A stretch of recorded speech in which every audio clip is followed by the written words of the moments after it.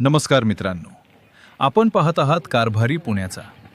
आदिवासी भागामध्ये पावसानं हजेरी लावताच भात पेरणीच्या कामांना वेग आलाय. शेतकऱ्यांची शेती कामासाठी मोठी लगबग सुरू झाली असून शेतात सर्वत्र गजबजलेले वातावरण पाहायला मिळते.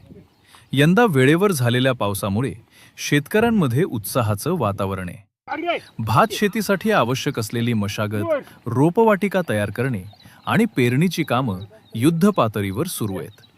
अनेक ठिकाणी शेतकरी कुटुंबासह शेतात उतरून शेतीची कामं करताना दिसत आहेत.